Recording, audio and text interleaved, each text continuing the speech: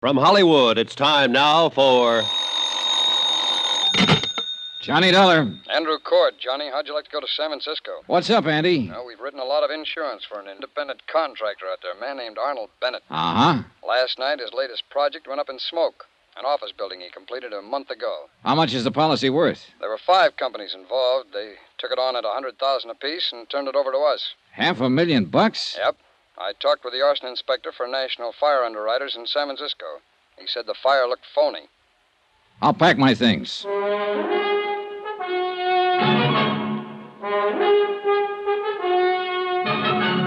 Tonight and every weekday night, Bob Bailey in the transcribed adventures of the man with the action-packed expense account, America's fabulous freelance insurance investigator. Yours truly, Johnny Dollar.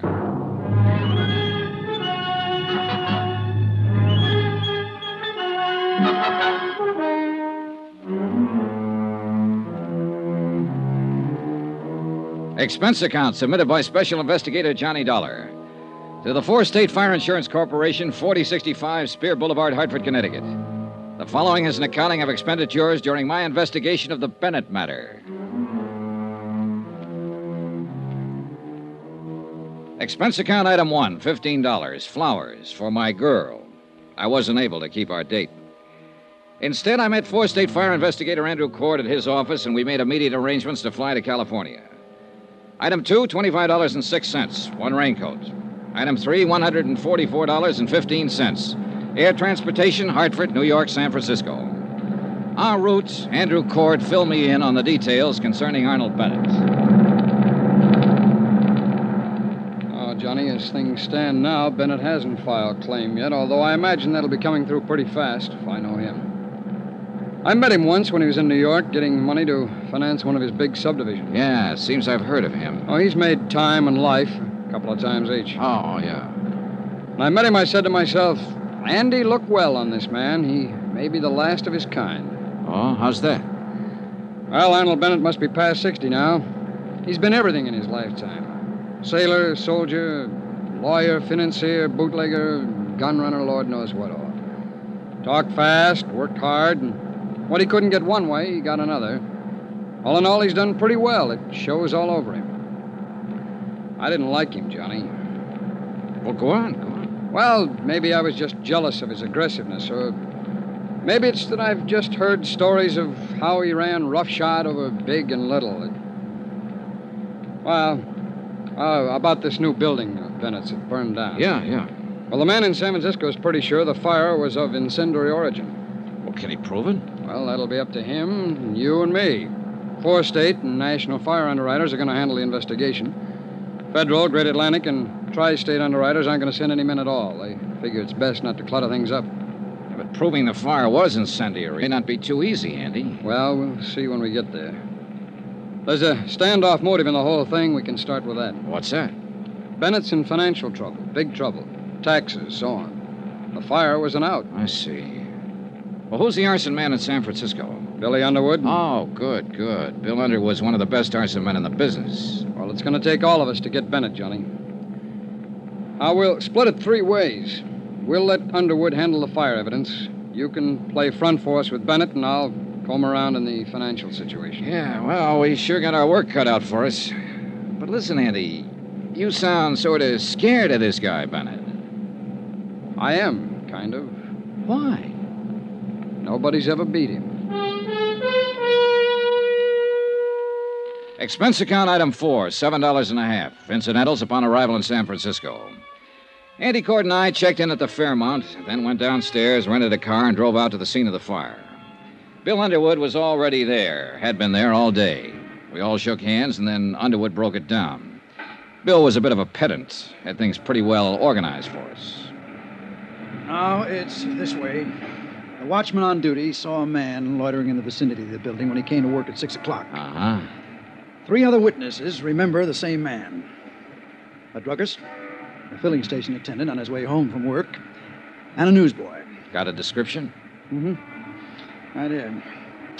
Male, Caucasian, 25 to 30, medium build, approximately 170. Dark hair, dark complexioned. That's it. Have you talked to the police yet? Haven't had a chance, Billy. You know they got 8 men on this? Well, with that much of a description, it might make it easier. I sure hope so. So far, the description hasn't fitted anyone in the files yet. The newsboy swears that he saw this man sneak around the side of the building about 6 o'clock.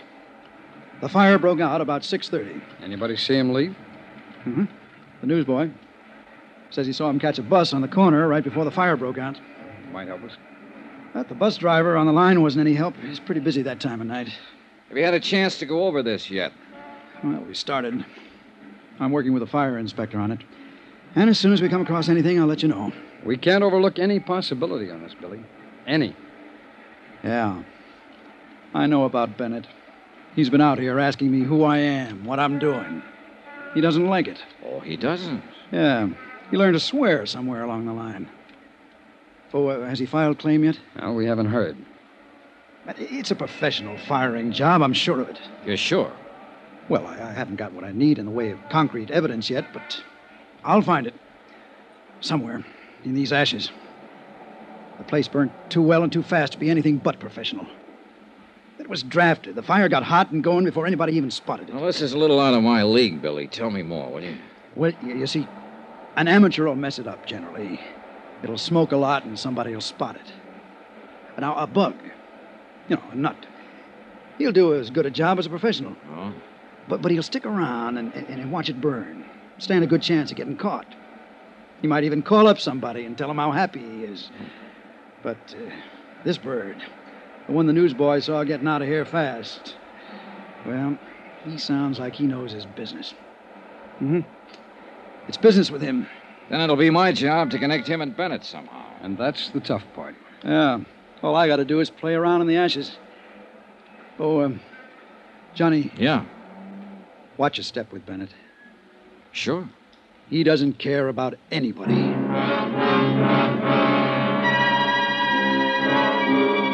I spent another 2 hours with Cord and Underwood covering the ruins of the 10-story office building that had been gutted the day before. Underwood acquainted Cord and me with all of the necessary details, all he could. That night, we sat with the 3 witnesses at a special show-up in the Hall of Justice. 60-odd suspects were paraded out. There were no identifications. The next morning, while Cord and Underwood carried on with their part of the investigation, I went out to Arnold Bennett's real estate office near the Presidio. Remember that old saw, how a woman in love is always beautiful? When I walked in, I had no idea Elizabeth Bennett was in love and no idea that she was beautiful. Her sallow face without makeup, framed in a wisp of stringy blonde hair, wasn't flattered by the shapeless black dress and low-heeled shoes she was wearing. Certainly not the going idea of beauty. Now, did her conversation reveal anything to indicate love? Yes, sir. May I help you? Mr. Bennett, please. My name's Dollar. Dollar? D-O-L-L-A-R? He's not expecting me. Your business, Mr. Dollar. Four State Fire Insurance Corporation. It's about the fire that destroyed the office building. Oh, yes. Just a moment, please. Well, what is it, Liz? Mr. Dollar is here, Uncle Arnold. I don't want to see anybody today. I told you that, you idiot. Mr. Dollar's from Four State. It's about the fire. Oh. Well, send him in. And go out to lunch. Yes, sir. It's all right, Mr. Dollar. Straight ahead. He always like that? He's nice today. Thanks, Elizabeth. That's your name, isn't it? Yes. I'm Elizabeth Bennett. Go straight ahead. Dollar? That's right. Mr. Bennett? Come in, come in. I'm not going to ask you to sit down. I know why you're here. You have insurance investigator written all over your face. Well, in that case, we can get right down to the business at hand. What caused the fire? We don't know yet. It was deliberate. What? Somebody started that fire, that's what. And I know who. Get him and you'll save yourself some work. Tony Midas. Tony Midas? Who's that? The crackpot that set fire to my building. He's out of prison now, and he swore he'd get me. Well, now, look, maybe you'd better tell me just who he is and why he'd want to get you. Tony Midas worked for me once. I caught him stealing money, and I prosecuted him. He was sent to prison for 5 years, and he's the one you want. You seem pretty certain of that. Of course I'm certain of it. I know what enemies I have, what friends. Don't tell me I'm going to have to pussyfoot around with someone like you and get any place in this whole affair. Well, there are some witnesses who got a look at the man who started the fire, or at least it's a good bet he's the one we're after. So tell me, what does this Tony Midas look like? I don't remember. I hardly ever remember faces. But you remembered his threat. You bet your last nickel I remember his threat. And he's the kind of screwy punk to carry it out. Last week there was a small story in the newspaper that he was being released from prison. Well, then we'll certainly look him up and have a talk with him. That's very good of you, I'm sure. Oh, now, look, this can be a very difficult thing all the way around, or we can all cooperate, Mr. Bennett. I'll cooperate. I know why you're in town. I know who you came with. I met that glorified fire inspector yesterday. Underwood, you people don't fool me, and I'm not trying to fool you. Get Tony Midas, and you've got your man. Did you tell the police about Midas? No, I was waiting for some bird like you to walk in here with your high-handed attitude. Now I've told you, now you can get out and get busy looking for him.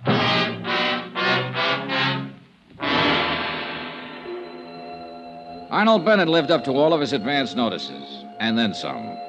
I'm paid very well to stand and take what I have to find out what I want to find out. Sometimes it's not enough money. A review of the trial and proceedings in which Tony Midas had been convicted of grand theft, his threats at the time of his trial substantiated Bennett's information. That didn't surprise me. What did surprise me was that one of the three witnesses identified Tony Midas' mug picture as the man seen in the vicinity of the building the night of the fire. An APB went out for Midas. The San Francisco police began to turn the town upside down looking for him. By 5 o'clock in the afternoon, the other two witnesses had made up their minds that he was the man they had seen after all. The case against Midas became stronger. It was imperative that he be located.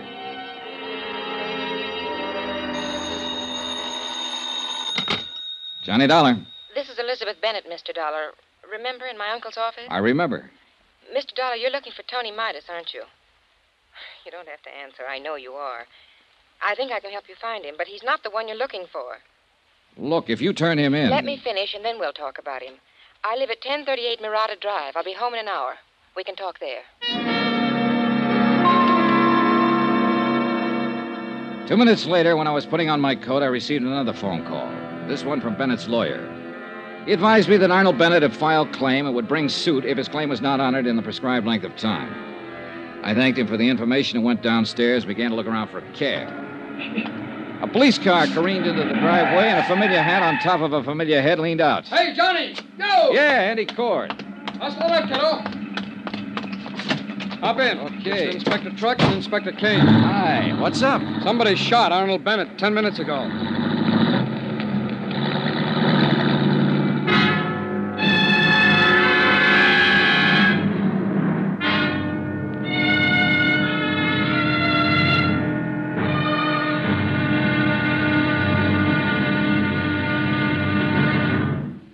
Now, here's our star to tell you about tomorrow's intriguing episode of this week's story. Tomorrow, the trail gets so rough, a couple of people just fall off dead. Join us, won't you?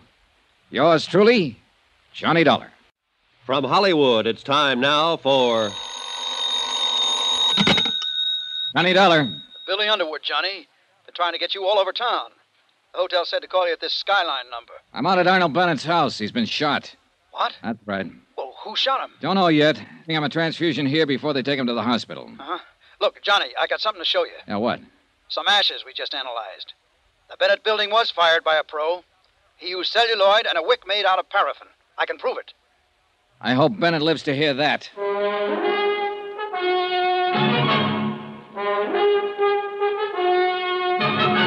Tonight and every weekday night, Bob Bailey in the transcribed adventures of the man with the action-packed expense account, America's fabulous freelance insurance investigator. Yours truly, Johnny Dollar.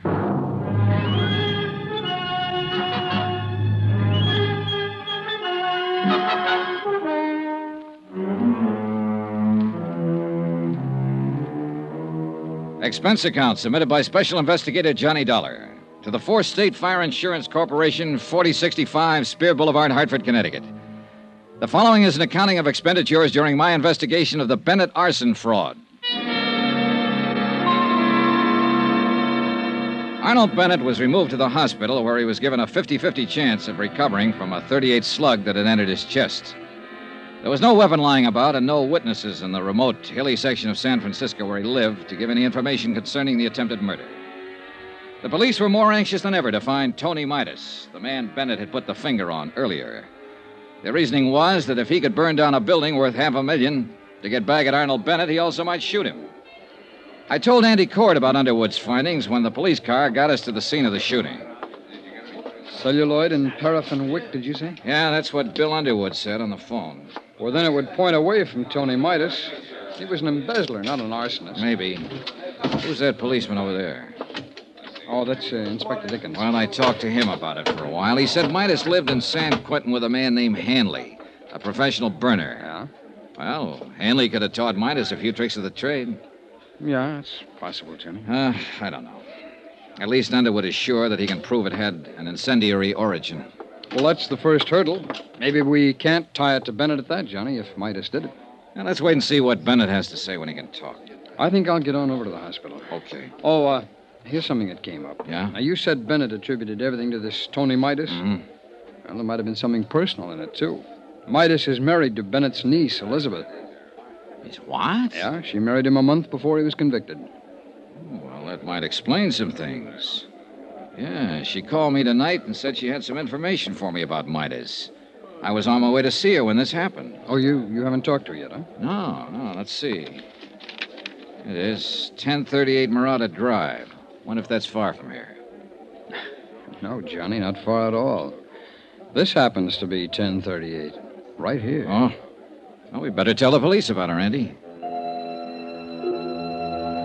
Andy Cord went on over to the hospital to await results on Arnold Bennett. I spoke to the inspector in charge and told him the information about Elizabeth Bennett. The police added the name to the APB already out for Tony Midas. And that's the way the case stood at midnight. By morning, the hospital reported that Arnold Bennett would recover from the gunshot wound. Elizabeth Bennett had not been located, nor had her husband, Tony Midas. I always fix my own dinner. Poached egg and half ulcers. Name's Dollar. Yeah, that's right. Insurance investigator. You want something, do you? Yeah. Coffee, maybe? No, thanks, Mr. Engel. Mind if I finish? Go right ahead. What led you to me? The notations about the trial, Mr. Engel. You were the defense attorney for Tony Midas. We're anxious to talk to him. I defended him, yes.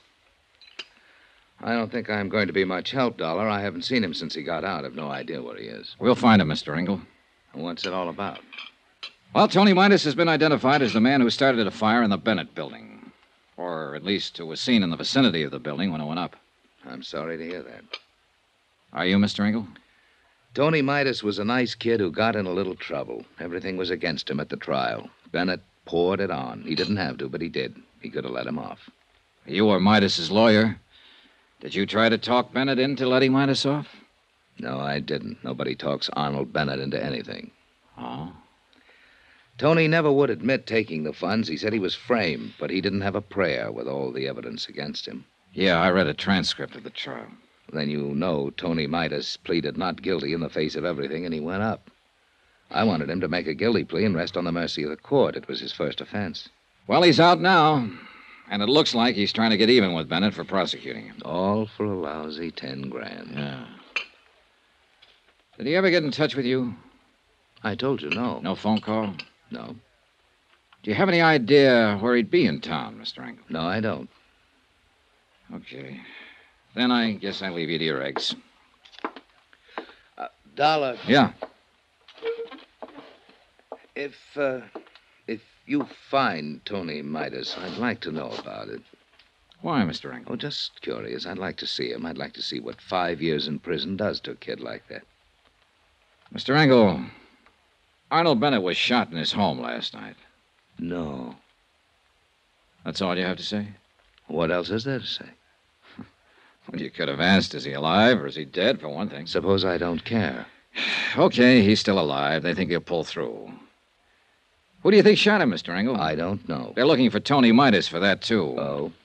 Did you know Bennett's niece? Elizabeth? Yes, I met her. Well, they're looking for her, too. She's married to Tony Midas. Yes, I knew. I knew about that. Sit down, Mr. Engel. What is this going to be, an inquisition? That egg and that half and half doesn't interest you, no matter how much you look at it. Well, you ought to leave me alone and go find your firebug. Come on, let's have the story. I don't know any story to tell you. Was it spite that sent Tony Midas to prison because of him and Elizabeth Bennett? No, they proved him a thief. I'll throw one more thing at you, Engel. Bennett wasn't always too good about paying his taxes. Now, look here, Our accounting man has him pegged him for exactly what he is, an opportunist, a dodger. A man out to get what he can for as little as he can, no matter what. Yeah, we cover everything in a case like this. You'll never get Arnold Bennett. He's too good for you, Dollar. Too good for your insurance company, your fire investigators, everybody. No man stronger ever lived. We've already got evidence that proves the building was fired. I'm here to get all the story, and I think you're the man who can tell it. Why me? Because you work for him. I never worked for him, never. All right, we'll let that go for now. But you can tell me this. Was Tony Midas the kind of man who'd start that fire? You can tell me if he really was an embezzler. You can tell me if he tried to kill Arnold Bennett. I can't tell you anything for a fact, Dollar. All I have is my own personal opinion. Well, that's what I want. I want that. I'd like your opinion. Now, there's something about Bennett's niece being married to Midas, isn't there? A wife can't testify against her husband. Everyone else in Bennett's office testified against Midas. She didn't. I see. Now the opinion. Oh, come on, Engel. Come on. You're right, Dollar. I have got ideas. All of them make me sick inside. Tony Midas stood there and told me he was innocent. He said it 1,000,000 times if he said it once. He said he thought Bennett was framing him. To cover up for income tax shortages? It's just surmise, but it fits. Midas was a green kid hired into the company by Bennett. He might have been hired to be framed on a phony embezzling charge that'd give Bennett a good excuse on his taxes for a while. I've been fooled a lot of times. Did Tony Midas fool you? I don't know. I wish I could have gotten him off. I tried, Dollar. Believe me, I tried to get him off. You come here to me and say he's out of prison now and getting even. He's burnt down a building and tried to murder Arnold Bennett. Tony was a nice boy, Dollar. But now his whole life's gone, and for what? I hope you don't find him or her. I hope they go far away and stay away and don't have to talk to anybody ever. They deserve that. I hope nobody ever finds him. But we did find Tony Midas. He was right under our noses all the time. When I got back to the hotel, there was a message for me to get down to the county hospital. Cord was waiting for me there. They took us downstairs, and then we were both standing in a room looking at Tony Midas before they took him across the hall to the morgue. It's a funny thing, Johnny. There's been an alarm out on this guy for 36 hours.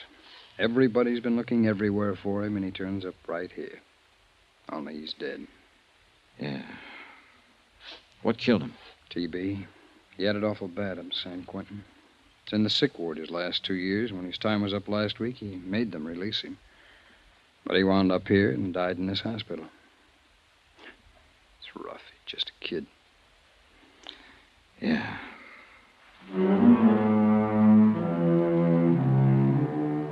Up until that time, there had been some kind of a case against Tony Midas. But obviously, since he had been dead almost 2 days, it was impossible to connect him with the attempt on Arnold Bennett's life and the firing of the building. So we were right back where we started from, trying to make a case against Arnold Bennett, who still lay in his hospital room and refused to talk to anybody who came near him. All right, Johnny, now what? Bennett's going to be hard. We'll have to work around him. His niece is the best opening I can think of. But where is she? Police haven't located her yet. No, not a trace. Andy, she had some information for me when she called last night. I still want to get Hi, it if fellas. I... Oh, hello, Bill. We got a break. George Foley's in town. Who's that? Best celluloid and wick man in the country. If you happen to want a building burnt down. One of the policemen at the hospital spotted him in the lobby trying to see Arnold Bennett. That'd tie it, Johnny. Where is he now? They followed him to an address on Barengo Street. They aren't going to move in until we decide something.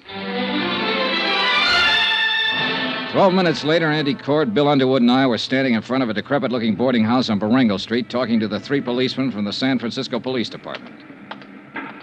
Dollar? Underwood? Hi. Hey, what's the story, officer? Well, the way we see it, Foley's still trying to get part of his money for burning the building. He took a chance coming to the hospital tonight to see Bennett. No kidding. He'll probably make another try. You boys have more at stake here than anybody. If you want to talk to him, try to make a deal with him to turn on Bennett. Now's the time. Now, what do you say, Johnny? Now, wait a minute. We aren't sure of anything about him. Well, he fills the bill, Johnny. Paraffin and wick jobs are few and far between. With nothing more than that, I'd stake my rep on Foley being our boy. For what it's worth, all 3 witnesses now pick his picture instead of Midas. Oh, well, a good defense attorney, get that thrown right out. What do you want to do?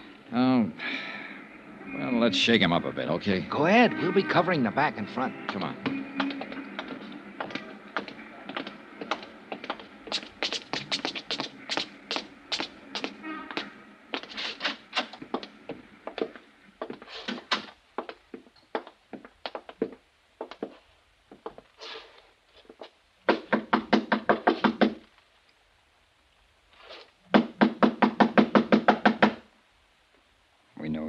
Johnny. Let's bust No, it. no, wait.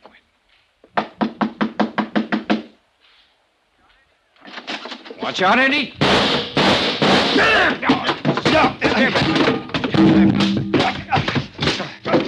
All right. That's enough. You okay, Bill? Andy? Okay. Yeah. All right, tough boy. Get on your feet and let's get out of here.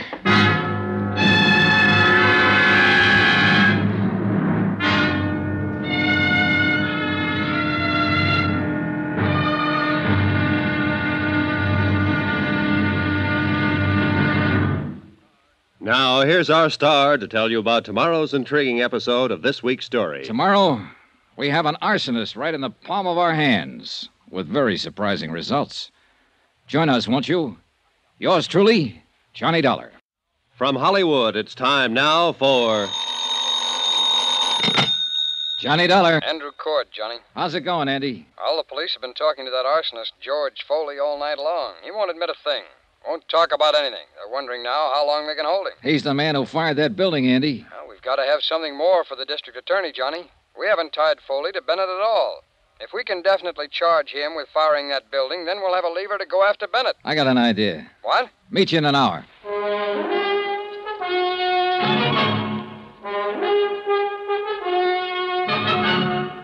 Tonight and every weekday night, Bob Bailey in the transcribed adventures of the man with the action-packed expense account, America's fabulous freelance insurance investigator. Yours truly, Johnny Dollar.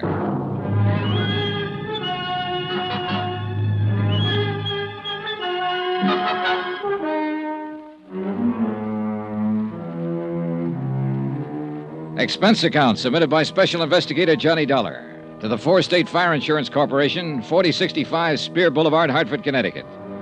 The following is an accounting of expenditures during my investigation of the Bennett arson matter. Expense account item 6, $1, 2 drinks. Andrew Cord and myself in Cookie's Place, a half a block from San Francisco's Hall of Justice. Andy's a good insurance man, thorough. Well, it's pretty certain they'll have to release Foley unless he admits something, or we can find more evidence against him. How about Bennett? Still no word. Johnny, you can see what we're up against. Yeah. Want one? No, thanks, Johnny. It's full out. Listen, we had this case tied into Tony Midas until he turned up dead. A vengeance motive against Bennett for sending him to prison 5 years ago. Yeah?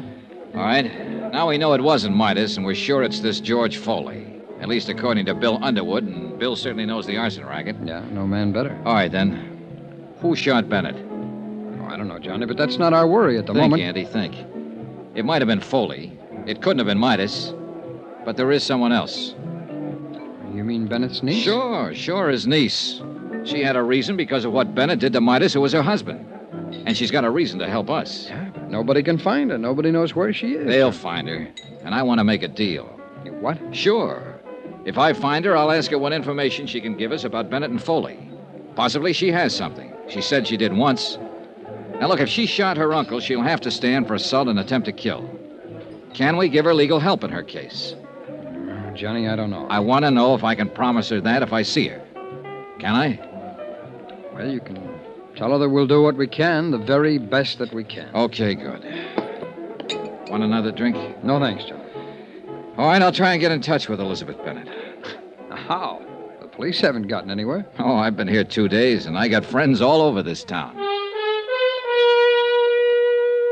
Expense account item 7, $1.05, cab fare. From the Hall of Justice to the apartment house of Marty Engel, lawyer, philosopher, and egg poacher. Again? Yeah. You better close that door and lock it, Mr. Engel. It's awful late for this. Are you drunk? Nope. Locked? Now what? You asked me if I ever found Tony Midas to tell you about it. We found him, Mr. Engel. He's dead. Oh, no. Oh, yes. And he didn't do any of the things we thought he might have done. I'm here to find out what you might have done. How did he die? Tuberculosis. He's had it for 2 years. Didn't know. No, I didn't know. I didn't know about it. I don't know how to figure you, Engel. I haven't been able to ever since I met you. Doesn't make any difference what I think of you, but it does make a difference how you answer one question. A lot of difference to you. What is it? Did you help Arnold Bennett frame Tony Midas and send him up to San Quentin? You say Tony is dead. Now, what difference? Did you help Bennett frame him? No, I told you I defended Tony Midas in court. I tried my best to get him off. That's the truth. You sure of that? I'm an honest man, if not a successful one. I told you the truth. All right, then, if that's the truth, you're not in any trouble and you can unlock that door. But if it's not the truth, you might get yourself killed. Why do you say that? Because somebody took a shot at Arnold Bennett last night. But he was lucky. It didn't kill him, but it came pretty near. You know who that somebody was? Elizabeth? That's a good guess. She hasn't got anything to lose now. She lost her husband. She might be out getting even for him if he was framed. And she thinks you helped frame him. I tell you, I didn't frame him. I defended him. I think Bennett stacked everything against him. I told you that once. I think Midas was an innocent man, but there was nothing I could do. Oh, wait a minute. What? Shh. Who are you expecting? No one. Ask who it is. Go ahead, ask who it is. Who is it? Elizabeth Bennett, Mr. Engel. Tell her just a minute. Just a minute, Elizabeth. Okay, over there. Go on, get down fast. All right.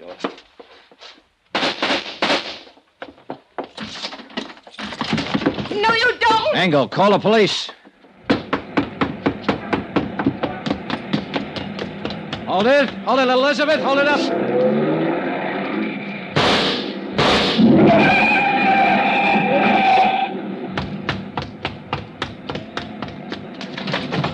Are you hurt? You? Are you hurt?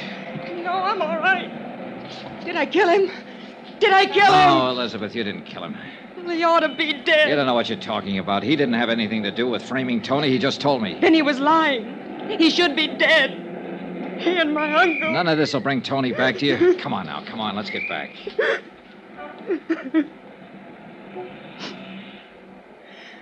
How many tramps have you met in your life, Mr. Dollar? A few. Come on, come on. When you met my Uncle Arnold, you met a real one.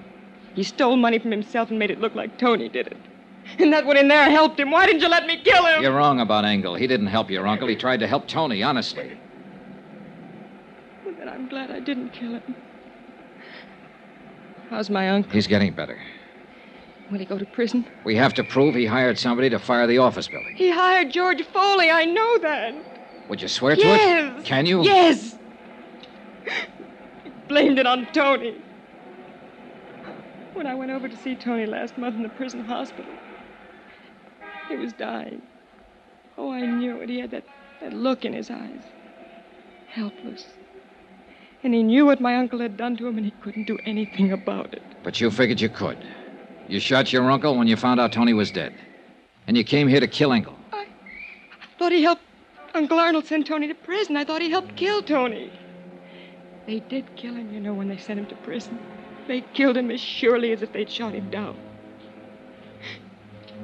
5 years I waited for Tony to get out of that awful place. I waited to hold him in my arms and tell him it was all over. 5 years I waited to help him forget his hate and my hate. Loving him so much every day that...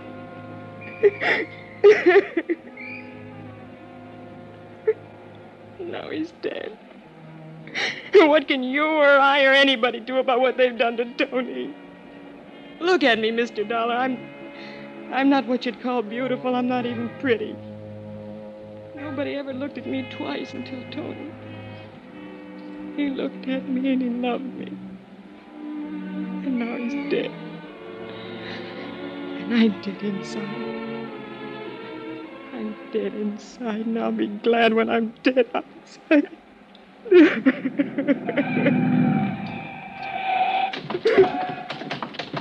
Shooting in this neighborhood? Wait a minute, officer. What's that? No one's hurt. Come on, Elizabeth.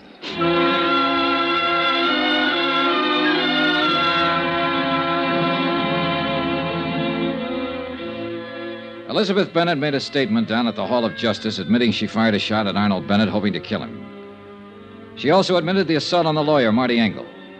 Charges were immediately filed, and she was held in the women's section of the city jail. In a separate statement, she told how she had seen Arnold Bennett meet George Foley in a downtown bar. Foley still maintained that he had nothing to do with the fire in the Bennett building and denied any connection with Arnold Bennett. I gave Elizabeth Bennett's statement to Andy Cord, and he took it to the assistant district attorney. I was still in the Hall of Justice when Marty Engel came in.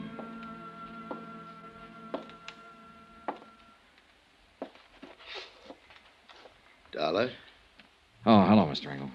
how is Elizabeth? They're holding her. I'm not going to press any charges. Well, that's pretty decent of you, Mr. Engel. She's a pretty unhappy girl. I'd like to help her. Her uncle will probably press charges against her. I'd like to defend her. What? She needs a lawyer. I didn't do very well for her husband. Maybe I can do better for her. I hope so. Funny world, isn't it? Not tonight, it isn't. No, I guess not. Yeah. Well, I'll see you, Mr. Dollar. Right. Johnny? Oh, Andy, hi. Well, kid, you ought to pat yourself on the back. They're going to go ahead against George Foley for the arson job. Enough for them now, huh? That's a pretty good case against him, whether he opens up and talks or not. A statement from him would still be better. Always. But he's been around, Johnny. He hasn't given anybody the time of day yet. Yeah. Oh, about Elizabeth Bennett. I can arrange counsel for her. She's already got a lawyer, Andy. Okay, then we'll pay his fee. He doesn't want any fee. What's the matter, kid? Boy, maybe all this has been a little too much. Hey, what time is it? 10:15. There's a plane out at midnight. If you don't need me anymore, I think I'll be getting back to Hartford. Sure, Johnny. Sure, I'll look after things here.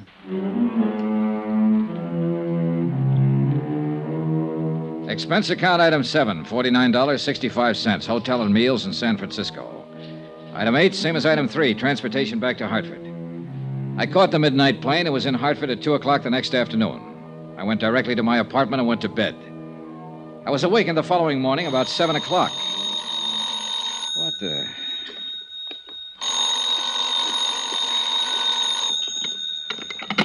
Johnny Dollar. San Francisco calling, Mr. Dollar. Okay.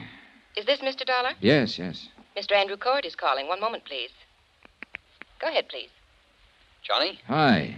can you come back to San Francisco right away? Can I... Well, I just got home. We need you again. Jake Eggleston is going to defend Foley in court.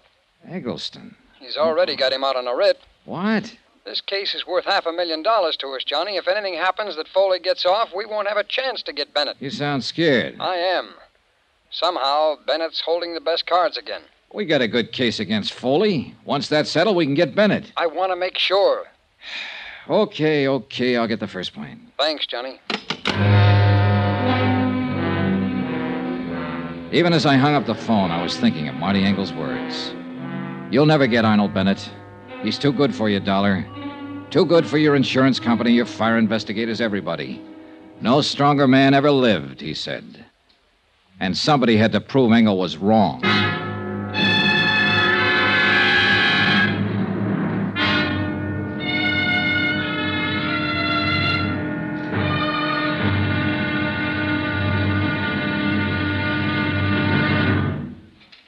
Now, here's our star to tell you about tomorrow's intriguing episode of this week's story. Tomorrow, a fight against a strong man and one of the cleverest lawyers in the country. Join us in court.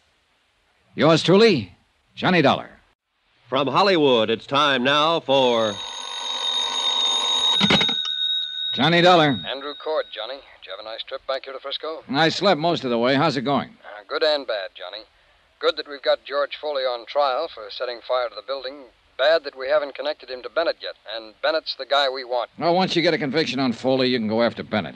A lot of expert testimony's been thrown around here, and the jury's been sleeping through most of it. Besides that, Foley's got one of the best defense men in the business, Jake Eggleston. Yeah, I've heard of him. He's pretty slick. He's going to make us lose this case, Johnny. Not if I can help it.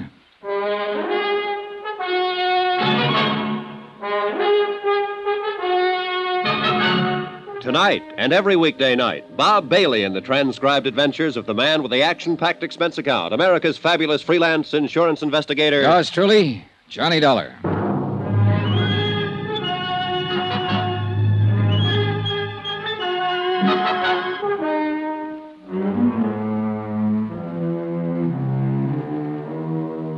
Expense account submitted by Special Investigator Johnny Dollar to the Four State Fire Insurance Corporation, 4065 Spear Boulevard, Hartford, Connecticut. The following is an accounting of expenditures during my investigation of the Bennett matter. Expense account item 9, $124. Air transportation, Hartford back to San Francisco again, and the Bennett case, which I thought was finished with. I was at the Hall of Justice by 9:30. I met Andrew Cord outside of the Superior Court. This may be the last day of the trial, Johnny. Anything new since I talked to you on the phone, Andy? Well, I may be worrying for nothing, since Finley's handled it all pretty well for the state. He's one of the assistant DAs, but Foley's still holding on to a not guilty plea. Well, isn't that just coaching? Well, maybe. But you remember Foley didn't make any statement when we took him, and the police got nothing out of him at all. Foley had something like 28 arrests besides 2 convictions. He knew the ropes. Yeah. Well, that's okay, yeah? Sure.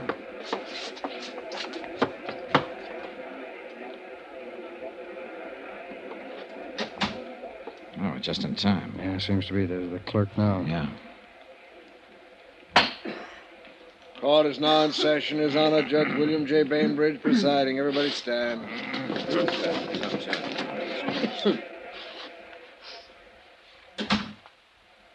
Be seated.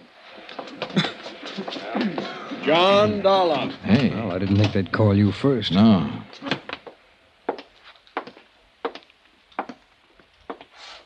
Raise your right hand. You solemnly swear the testimony you're about to give is the truth, the whole truth, and nothing but the truth to help you God? I do. Be seated.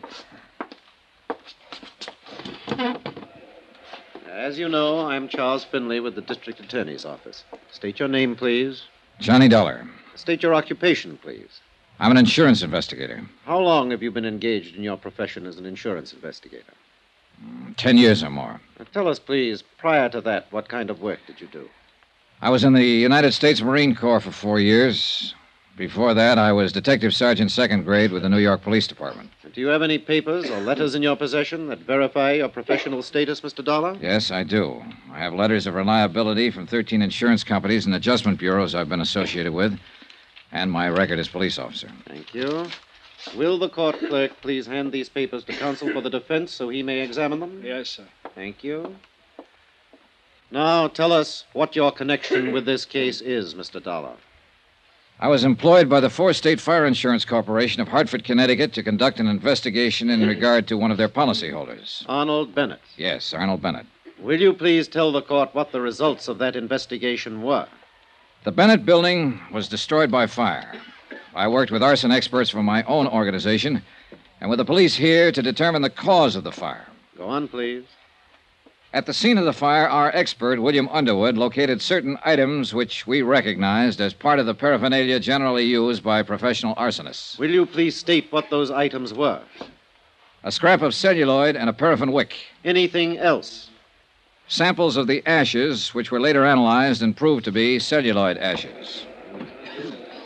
I wish to remind the ladies and gentlemen of the jury that the public fire adjuster, the gentleman from the Skyline Laboratories, and the 2 gentlemen from the Fire Inspection Department have previously testified as to the identity and uses of these items. Will you continue, Mr. Dollar?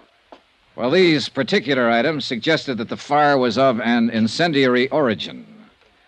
The next problem was to establish the exact method used in starting the fire. Were you able to determine that method? Yes, sir. In order to refresh the minds of the jury, would you mind describing what was established? A heavy woolen wick. This one, Mr. Dollar? That one, or one like it. Exhibit C. Please continue.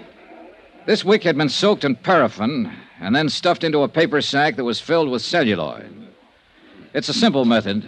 The wick is lit and takes anywhere from 3 to 10 minutes to burn down to the celluloid. Now, once that happens, the celluloid flares up and fires anything combustible in the vicinity. And that is the method you determined caused the fire in the Bennett building? Yes. And I'd like to qualify that by saying the arson experts from my own company and the gentlemen from the police and fire departments here in San Francisco determined it definitely. Mr. Dollar, by this means, you connected the defendant, George Foley, with the fire you were investigating. Yes, we did. How?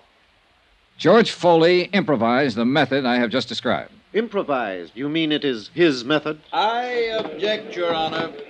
The prosecution is putting words into the mouth of the witness. I'll rephrase for Mr. Eggleston.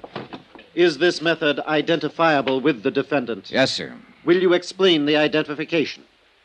The police files here show that Foley has been convicted of setting 2 other fires in this state. On both occasions, he employed that method of firing. Your Honor, I object. The career of the defendant as a professional arsonist is a matter of public record. The defendant's previous record has no bearing on this case. I object. Mr. Dollar, will you rephrase and delete any reference to the defendant's criminal history? The procedure in locating an arsonist is to first establish the method of operation. In this case, where the Wick celluloid method was used, the defendant's name came up immediately. The defendant made an attempt to call on Arnold Bennett in the hospital. The defendant was positively identified by 3 witnesses as the man they had seen near the Bennett building prior to the fire. I remind the jury of the testimony of those witnesses. Go on, Mr. Dollar. The police crime laboratory examined all of the clothing Foley was wearing at the time of his arrest and all of the clothing in his room. There was definite evidence that he had been in the Bennett building. Will you tell us what sort of evidence, please? Well, paint smudges on the soles of his shoes and metal filings and cuffs of his trousers, compared with samples that were still available in the building, where certain painting and metal work had been in progress. You connected him with the improvised method of firing. You proved that paint smudges and metal filings came from the Bennett building. The defendant attempted to contact Arnold Bennett. What else?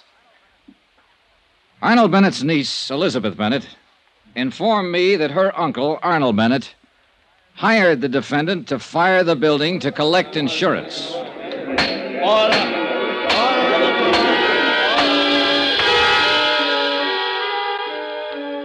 I was on the stand all the rest of the morning. When Finley ended his questioning, he turned me over to defense counsel Eggleston. Eggleston contested every bit of established testimony and recommended that my remarks be stricken from the trial records. The summations came right after that, and then the case went to the jury. Expense account item 10, $3, lunch for Andrew Cord and myself. Foley has to be convicted or we'll be on the defense when Bennett's insurance claim comes to court. And we'll probably get stuck with it. Hey, while the jury's out, why don't I go over to the jail and talk with Foley? Now, what good would that do, John? Well, Foley must know they'll give him the works if he admits something He'll to us. admit nothing. He sits there in court like they were talking about someone else. Oh, Johnny, it's too late. Yeah, but if he did, you could go ahead and file criminal charges against Bennett. Beat him to the punch. Well, I'd like that. Oh, we get Foley and we've beaten Bennett, and I like that. The job of getting to a prisoner who's standing trial isn't an easy one, especially when he's under the surveillance of a smart defense attorney like Eggleston. I talked to Judge Brainbridge in his chambers and told him what I had in mind. I broke down the case against Foley as the insurance company saw it, and the possible case against Arnold Bennett if Foley was found guilty. Judge Brainbridge arranged for me to see Foley. He was sitting on his cot. Eggleston was standing nearby.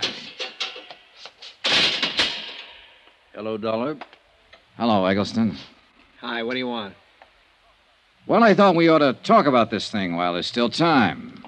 If it's okay with you, Mr. Eggleston. It's okay with me, Dollar. I'll be right here. Still time for what? To get your part of a break, Foley? Oh, that's a real good one, that is.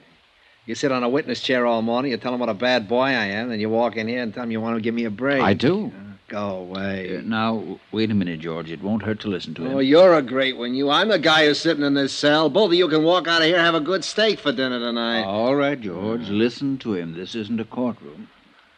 When you were first hauled in, Foley, you could have made a statement telling us Bennett hired you to fire that building, waived a jury trial, and thrown yourself on the mercy of the court. But you didn't do that. You made everybody work hard to give it to you. And that's exactly what they're going to do. That jury will come out pretty soon and throw the book at you. Hey, is that true? I'm not so sure of that, Dollar. Tell us precisely why you're here. You both know my company's after Arnold Bennett. He's filed claim against us for not paying off his fire policy. Foley, we know he hired you to fire that building. Yeah? And if you're smart, you'll send for the guard and make a request for the court to come back in session before the jury returns. You can tell them Bennett hired you. You can change your plea to guilty and throw yourself on the mercy of the court. It'll probably save you 5 years on your sentence. And so I turn hero and make everything nice for you to go after Bennett. Huh? If you do that, his claim will be thrown out by the insurance commission and we'll prefer charges against him. And he'd be right up there with me, huh? Making little ones out of big ones. That's right. You're overstepping your province here, Dollar. Oh, now, look, there isn't much time. Dollar, I Foley, think this you'd man better can advise you to wait until the jury comes in, and that won't be very long. But then it'll be too late for you to help yourself. I don't like this high-pressure stuff. I don't care what you like or dislike, Mr. Eggleston. Now, listen, Foley. They've got an 8-point case against you in there. Is he right, Eggleston? It doesn't make any difference. The jury You say it decides. saved me 5 years on my son. Yes. George, What do you think? up to you, George. I've told you what I think. Ah, swell spot, swell. Well, come on. What is it? I'll risk it. You're crazy. There's a chance those 12 clunkheads will walk out and tell everybody I'm not guilty. Come on, get out. Those last 5 years will be pretty hard ones. Guard. Thank you for the offer just the same, Dollar. You don't use your head much, Foley. If it hadn't been for you, I wouldn't be in here. So don't worry too much about what happens to me. If it weren't for guys like you, I wouldn't be in business. And I'm not worried. Dollar. Yeah? Yeah, I hope they let me loose on this one. For your sake. Don't plan on it. On account of... I'd like to kill you or something.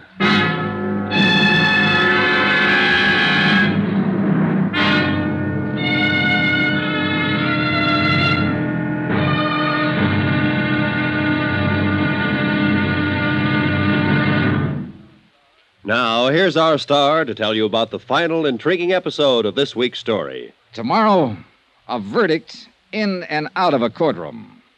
The wind-up. Join us, won't you? Yours truly, Johnny Dollar.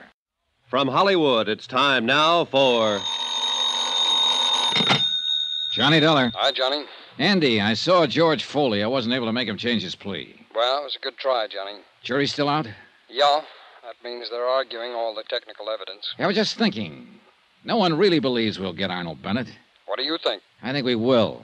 I know we will. Well, if we can get Foley, we can get Bennett. Hey, wait a minute. Hey, the jury foreman just sent for the bailiff. I'll be right there.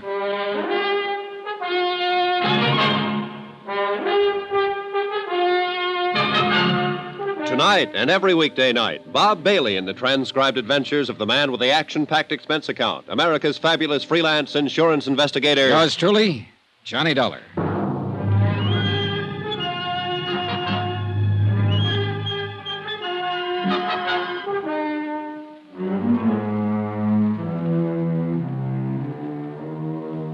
Expense account submitted by Special Investigator Johnny Dollar to the 4-State Fire Insurance Corporation, 4065 Spear Boulevard, Hartford, Connecticut. The following is an accounting of expenditures during my investigation of the Bennett arson fraud. Expense account item 11, 10 cents, one phone call to the hospital. The report on Arnold Bennett substantiated the newspaper story that he was recovering from the gunshot wound inflicted by his niece. Well, one thing, Johnny, he'll be alive for us if we can go after him. Oh, I wish it'd work with Foley. I think I could have made it work if that lawyer Eggleston hadn't been there. Well, it's after 4. You know, that jury doesn't come in with a verdict pretty soon. They'll have to adjourn for the night. Yeah. Want to smoke? Yeah, thanks, Johnny. I would like one. Here you go. Thanks. Hey, they're coming back in. Oh, yeah. Come on. Oh, it's stuffy in this courtroom. Yeah. Excuse me. Court is now in session. Be seated. Has the jury reached a verdict in the case of the state versus George Foley? We have, sir. Will you please read the verdict in this court? Wait. We, the jury, find the defendant, George Foley, guilty as charged. That does it. Dollar! Dollar! See me, Dollar! Come see me! I got some things to tell you now.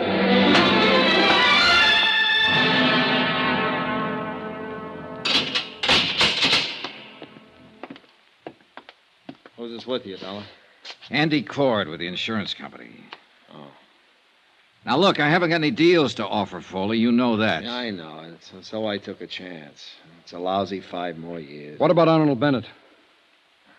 Hey, you're a little anxious. I want some information first. They only gave us 10 minutes, Foley. Where's Bennett now? He's still in the hospital. He's going to be all right. He's out and I'm in. That's a break. Oh, come on, Foley. Let's have it if you have anything to say. Can you get Bennett? Can you really get him?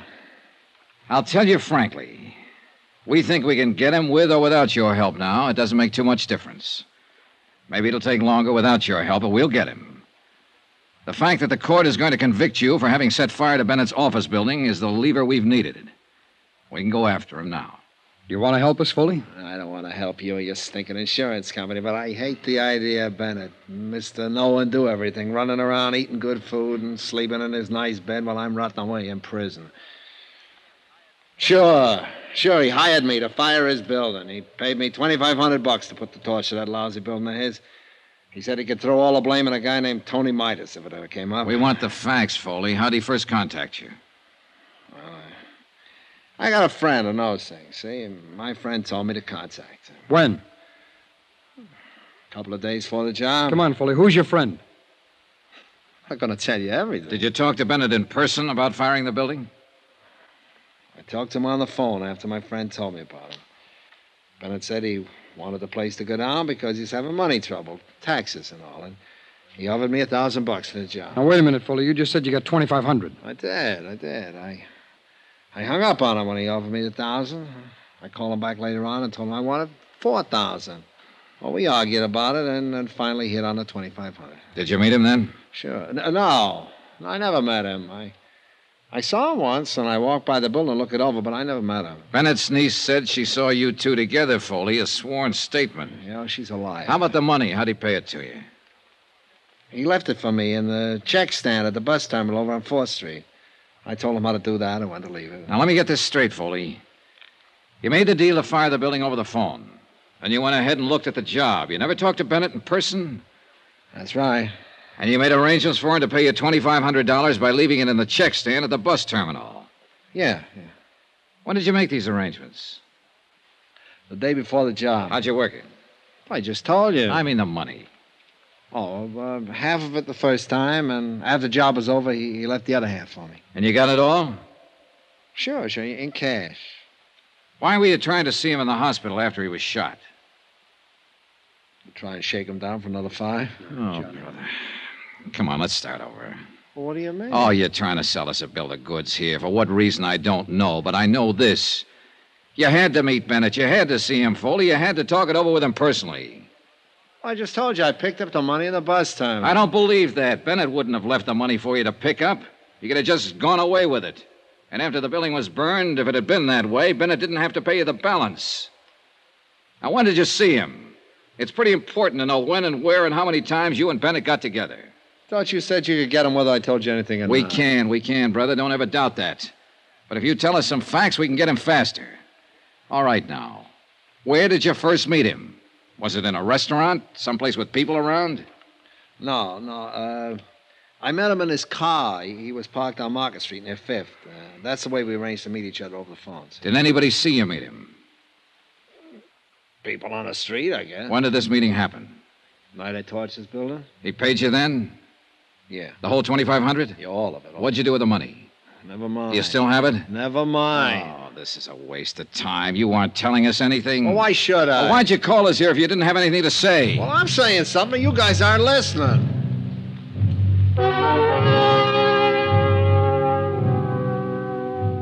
We continued questioning Foley about his association with Arnold Bennett. Each time he explained it, it was a different story. The only thing he admitted was that Bennett had hired him to fire the building. As far as the details of it were concerned, they were lost in a jumble of contradictory answers he gave us. Expense account item 12, $5.60 dinner for Andrew Cord and myself. The next morning, we returned to the Hall of Justice to question George Foley once more. All right, Foley. Now, how much did you say Arnold Bennett paid you for the job? $1,000. You told us $2,500 one time. Another time you said $5,000. Now, come on, what was it? $1,000. And when did he pay you? Right after I fired the building. I met him right afterwards down on the street in his car. He asked me if it was all set, and I told him to listen for the sirens. And pretty soon, somebody put in the alarm, and the fire engines come out. He paid me that all right. The place was three-quarters gone by that time. He knew I did a good job. Where was this you met him now? A couple of blocks from the building. Did anybody see you together? No. Where did you telephone him from? From my place. The same night you started the fire? Yeah. And he brought you the money that night, and you cased the building that night, and you started the fire. All this in one night. Now, you got it now. That's the ticket, boys.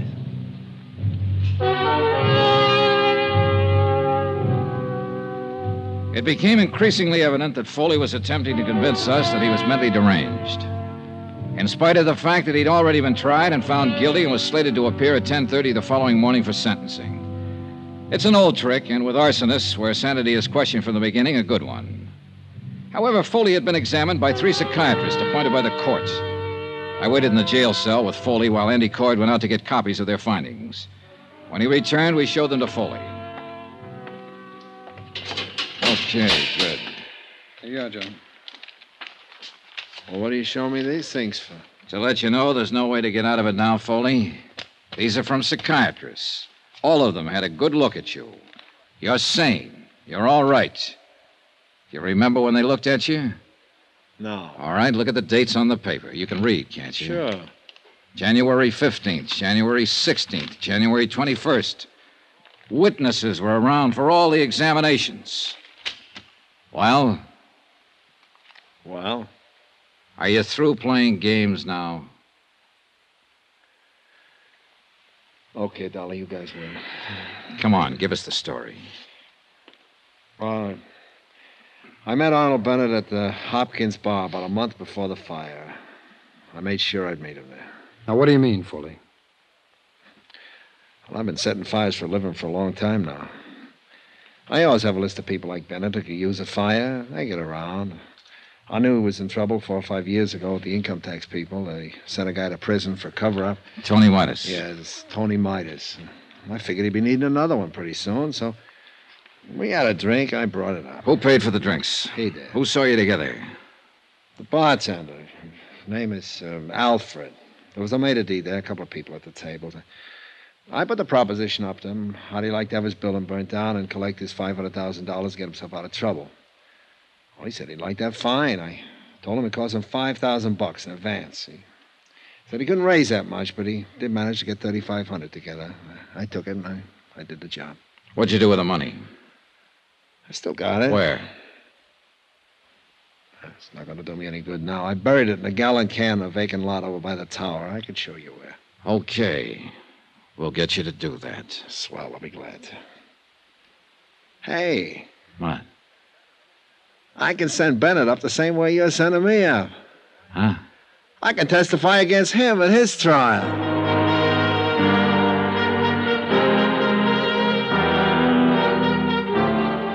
The next morning at 10:30, George Foley received the maximum sentence. 2 hours later, charges were filed against Arnold Bennett, naming him for conspiracy, arson, attempted defraud, and collusion. A warrant was issued for his immediate arrest, but it was never served. Arnold Bennett died in the hospital that night. In a way, you could still say that no one ever beat him. He beat himself.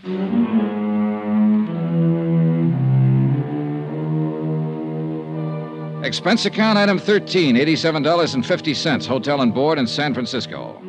Item 14, another $125, transportation back to Hartford. Item 15, $35, miscellaneous. Expense account total, $1,440.37. Remarks? Nothing. Yours truly, Johnny Dollar.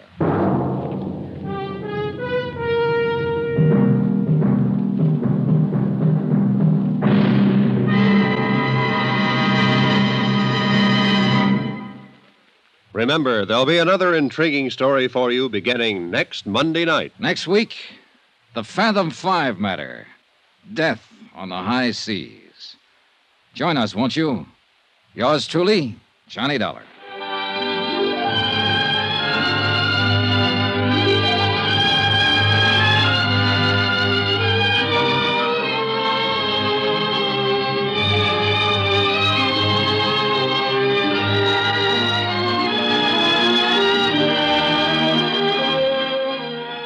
Yours truly, Johnny Dollar, starring Bob Bailey, is transcribed in Hollywood. Written by John Dawson, it is produced and directed by Jack Johnstone. Heard in this week's cast were Lillian Baeff, Stacey Harris, Chet Stratton, Will Wright, Marvin Miller, Hans Conried, Edgar Barrier, and Parley Bear. Musical supervision by Amerigo Marino. Be sure to join us on Monday night, same time and station, for another exciting story of yours truly, Johnny Dollar. This is Roy Rowan speaking.